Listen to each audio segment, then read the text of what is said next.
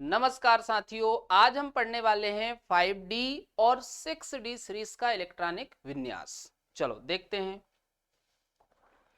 तो सबसे पहले हम देखने वाले हैं 5D सीरीज का इलेक्ट्रॉनिक विन्यास। ठीक है, तो यहां पर हम क्या करते हैं, पहले इनका परमाणु क्रमांक लिख लेते हैं, है ना। तो देखो, लेंथेनम का परमाणु क्रमांक होता है 57, फिर हाफनियम का 72। चलो, फिर ऐसे आप क्या करो, एक एक करके आप बढ़ाते जाओ। देखो यहां पर आपको ध्यान रखना है, क्योंकि इन दोनों के बीच में यदि हम देखें तो 14 एलिमेंट होते हैं। कितने एलिमेंट होते हैं? 14। चलो आगे देखो, 73, 74, 75, 76, 77, 78, 79 और ये 80 हो गया। ठीक है, अब यदि हम इनर्ट गैस देखें तो भाई इनर्ट गैस आ जाएगी जिनोन। इनर्ट गैस क्या आ जाएगी? जिनोन। तो पहले हम जिनोन लिखेंगे।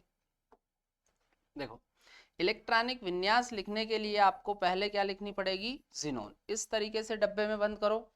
चलो, अब जब F आता है तो F के लिए हम n-2 करते हैं, n-2 इस तरीके से, है ना।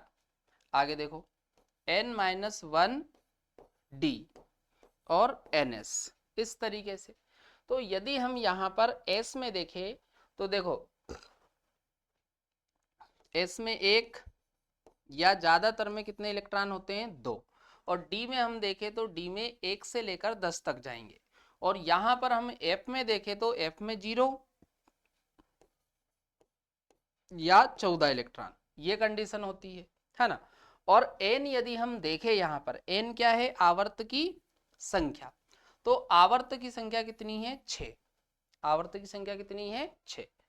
चलो अब आप देखते जाओ पूरा क्या करना अपने को।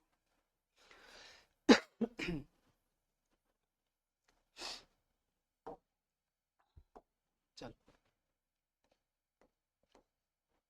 इनर्ट गैस रखो, तो इनर्ट गैस जिनोन। अब n कितना है? 6। तो यहां पर आप देखो, F यदि आप देखोगे तो F में यहां पर 0 इलेक्ट्रॉन होता है, तो F को हम नहीं लिखेंगे, है ना। चलो D में आओ, तो D जब आता है तो n में से माइनस कितना करते हैं? 1। तो 6 में से 1 माइनस करोगे तो 5D, और 5D में इसमें होता है 1 इलेक्ट्रॉन। यहां से इलेक्ट्रॉन D में जाना चालू हो रहे हैं, है ना। और 6s2 ये कंडीशन होती। अब इसके आगे क्या होगा, एक एक करके आपको डी में इलेक्ट्रॉन बढ़ाना है। चलो, तो जिनोन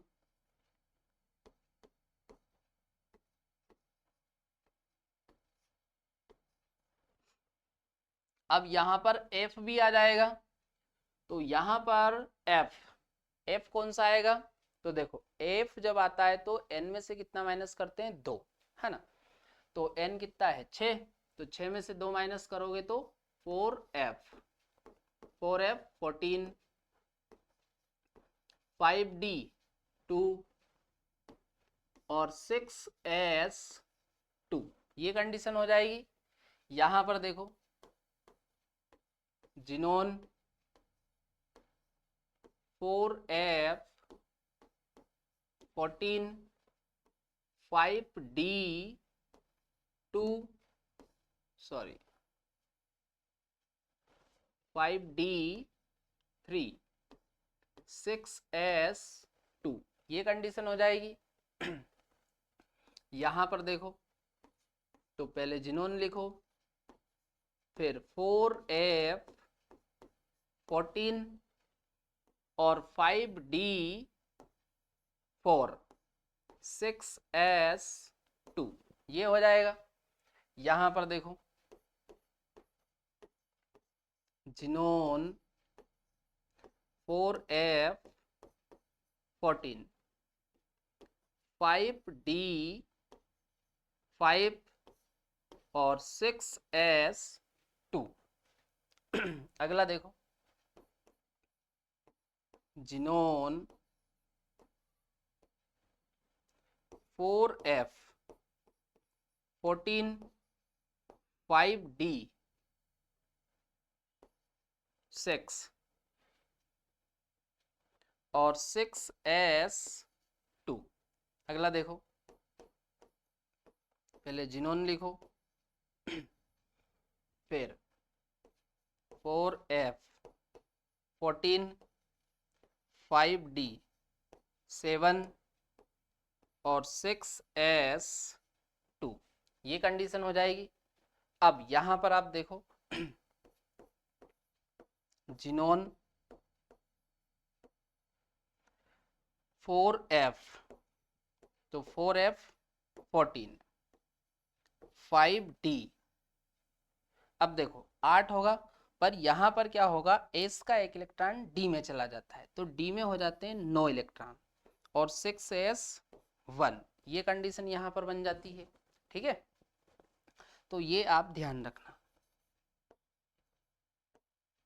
चलो आगे देखो,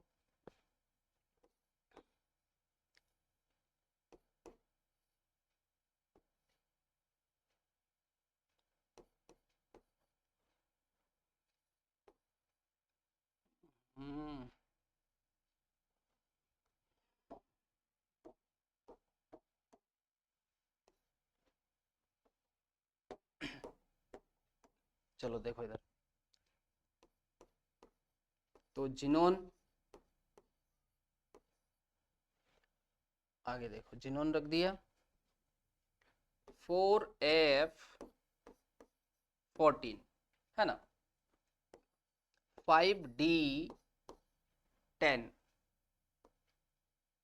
5D10 और 6S1, ये कंडीशन हो जाएगी यहां पर। देखो ये आपको ध्यान रखना। फिर यहां पर आप देखो, एक बढ़ेगा तो ये 10, है ना, और आगे देखो, जिनोन 4F14, 5D10 और 6S2, ये कंडीशन हो जाएगी। चलो, तो बड़ा आसान है, आपको पूरा सीक्वेंस याद रखना है और आप समझो। यहां पर देखो, एस में आप देखो, यहां तक आप देखो 2 इलेक्ट्रॉन है, फिर आप इनमें यहाँ पे देखो, ध्यान रखना, इसमें एक है, फिर यहाँ भी एक, और यहाँ फिर वापस 2 आ गए। ठीक है, और एफ में आप देखो, एफ यहाँ पर नहीं है, बाकी आप देखो एफ आ गया 4F, तो 4F में आप सभी में देखो 14 इलेक्ट्रॉन है, फुल भरा हुआ, नो डाउट। अगला, अब डी में आप देखो 1 2 3 4 5 6 7, पर यहां पर देखना 8 नहीं हो रहा, सीधा कितना हो गया, 9, तो ये आप एक ध्यान रखना। फिर आप देखो 10 और इसमें भी 10, है ना, एक दो बार बना के देखो तो बढ़िया तरीके से वो पूरा हैबिट में आ जाएगा, है ना, नोट करो।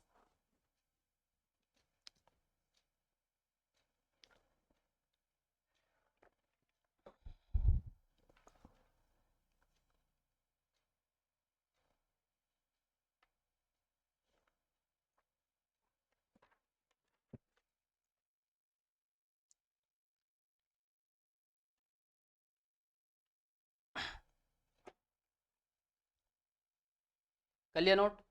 चलो अगला देखो, अगला अब हम देखने वाले हैं 6D सीरीज का इलेक्ट्रॉनिक विन्यास। तो यहां पर भी हम पहले इनका परमाणु क्रमांक लिख लेते हैं, फिर हम समझते हैं।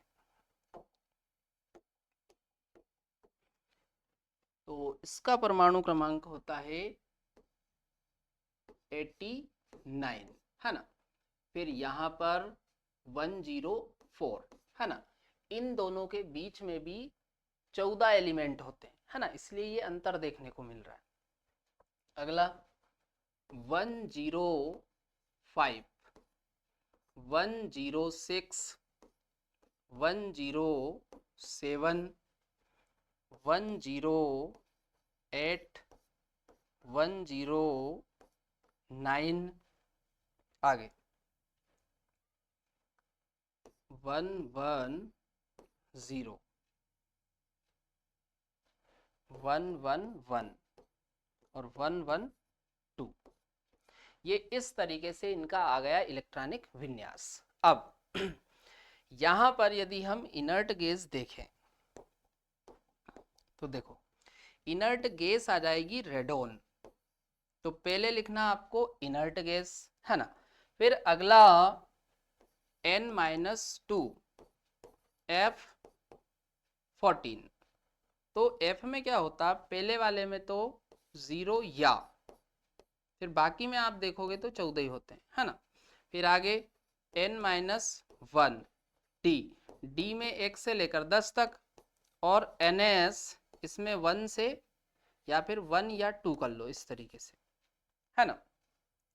और यदि हम N की बात करें तो N कितना आ जाएगा 7, तो 7 में से 2 माइनस करोगे तो ये 5F आ जाएगा।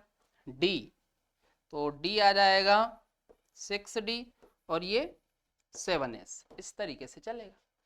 क्लियर है? चलो अब लिखना चालू करते हैं।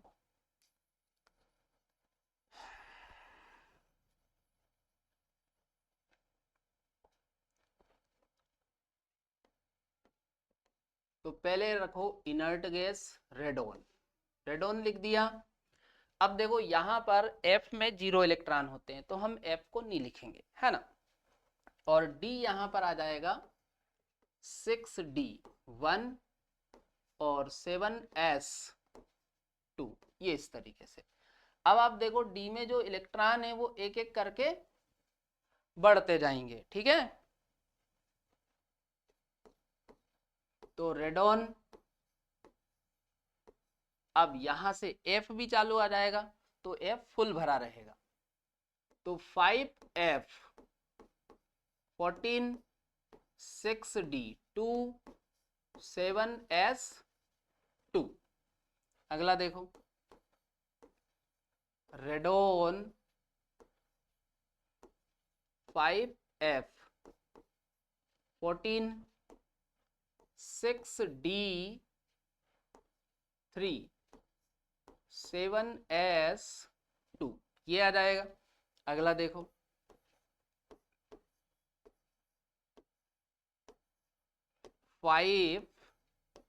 F 14 6D 4 7S 2, ये बन जाएगा।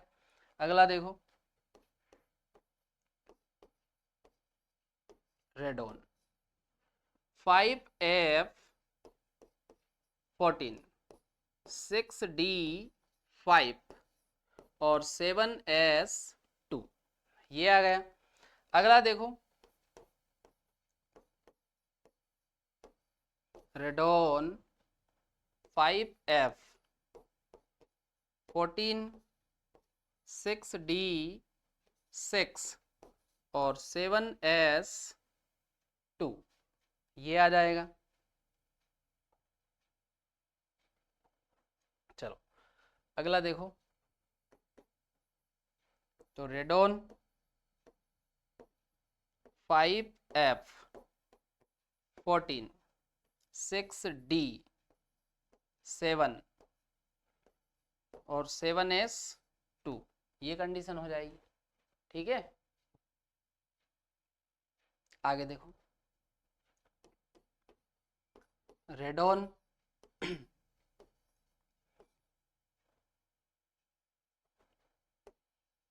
5F 14, है ना, 6D 8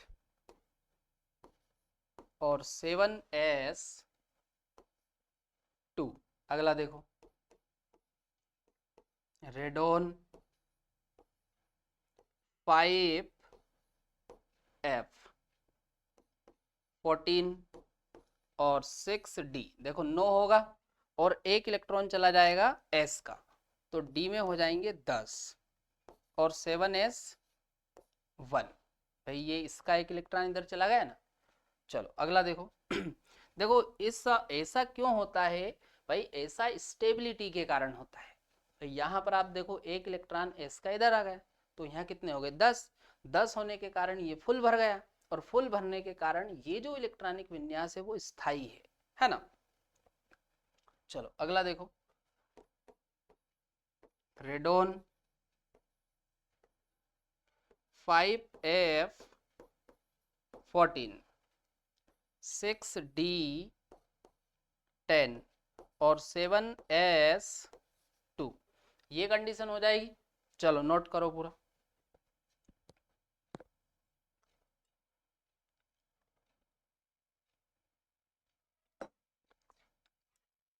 चलो कर लिया नोट। तो यहाँ पर हमारा डी ब्लॉक के सभी एलिमेंट का जो इलेक्ट्रॉनिक विन्यास है वो कंप्लीट हो जाता है। ठीक है, मैंने आपको सभी एलिमेंट का लिखवाया है। चलो अब आगे हम इनकी कुछ प्रॉपर्टी देखते हैं। चलो अगला है धात्विक गुण। तो देखो डी ब्लॉक की हम बात करें तो डी ब्लॉक में सभी धातु है। डी ब्लॉक में सभी एलिमेंट क्या है, धातु। चलो पढ़ लो एक बार। डी ब्लॉक के सभी तत्व धातु होते हैं, तो याद रखना। अगला भाई ये कठोर होते हैं, आघातवर्धनी होते हैं और तन्य, है ना। आघातवर्धनी से मतलब है ये आघात को सहन करने की क्षमता रखते हैं। तन्य मतलब ये फैलते हैं, चादर की तरह फैल जाते हैं। भाई जितनी भी हम चद्दर सीट देखते हैं, है ना, जो सीट वगैरह होती चद्दर जिनको हम बोलते, भाई वो काय की बनी होती है, मेटल की बनी होती है ना। तो कठोर होती है, आघातवर्धनी और तन्य। तन्य मतलब फैलना, या फिर आप यूं बोल दो कि पन्ने वाला गुण। जैसे वायर वगैरह बनाते हैं तो वायर काय के बनाते हैं, मेटल, क्योंकि भाई मेटल में पन्ने वाली प्रवृत्ति होती है, वो पतला पतला फैल जाता है। इसी प्रकार से आप यूं बोल दो कि चद्दर वगैरह एकदम पतली सी होती है। अगला इसका अपवाद है Hg। ध्यान रखना अपवाद क्या है, Hg, क्योंकि भाई ये जो Hg है ये लिक्विड फॉर्म में होती है। किस फॉर्म में होती है, लिक्विड। अगला फर्स्ट बी वर्ग के तत्व कॉपर Ag Au सर्वाधिक तन्य व मुलायम है। ध्यान रखना कॉपर Ag Au। अगला ये विद्युत और उष्मा की चालक होती है। विद्युत और उष्मा की कैसी होती है, चालक, या फिर हम इनको सुचालक भी बोल सकते हैं। ये ताप तथा विद्युत के सुचालक होते हैं। सुचालक की जगह पर आप चालक भी बोल सकते हो, है ना। सेकंड बी वर्ग के तत्व कॉपर Ag Au ताप व विद्युत के अच्छे चालक है ना। यदि अच्छे चालक हम देखें तो ये वाले अच्छे चालक होते हैं। अब इनमें यदि हम ऑर्डर देखें तो सबसे ज्यादा चालकता होती है Ag की, फिर उसके बाद कॉपर, कॉपर के बाद Au, और सबसे कम होती है एल्यूमिनियम की। और भाई एल्यूमिनियम कौन से ब्लॉक का एलिमेंट है, पी ब्लॉक का एलिमेंट, है ना। तो ये ऑर्डर ध्यान रखना, कई बार पूछा जाता है। तो सबसे ज्यादा जो चालकता है वो किसकी है, Ag, फिर सेकंड नंबर पे Cu, फिर थर्ड नंबर पे Au, और सबसे कम Al एल्यूमिनियम की, है ना। चलो अब यहां पर यदि हम इन तत्वों में बॉन्ड देखें तो भाई ये सह संयोजक और धात्विक दोनों ही प्रकार के बंध बनाते हैं, है ना। संक्रमण तत्वों के परमाणुओं में सह संयोजक व धात्विक, सह संयोजक व धात्विक दोनों प्रकार के बंध उपस्थित होते हैं। मतलब यहां पर आपको दोनों ही प्रकार के बंध देखने को मिल जाएंगे, सह संयोजक भी और धात्विक भी। ठीक है, नोट करो।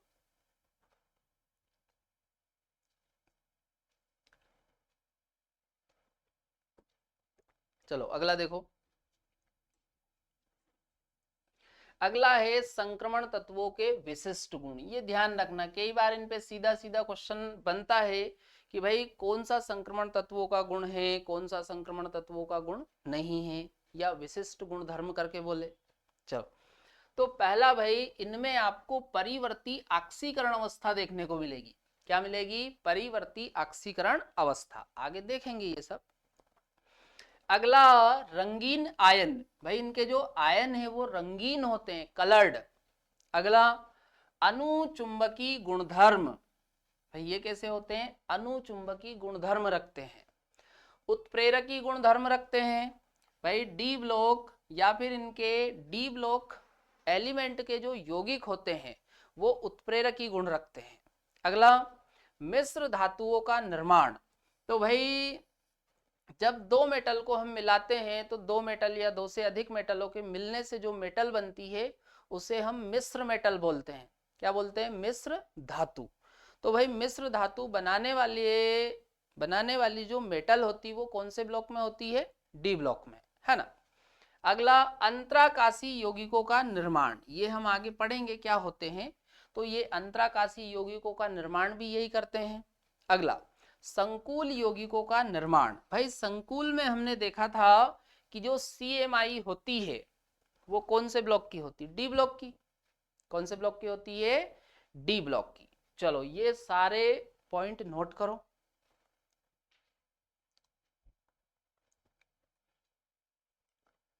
कर लिया नोट? चलो, तो इस वीडियो में हम यहीं तक रखते हैं, इसके आगे हम कंटिन्यू करते हैं कल।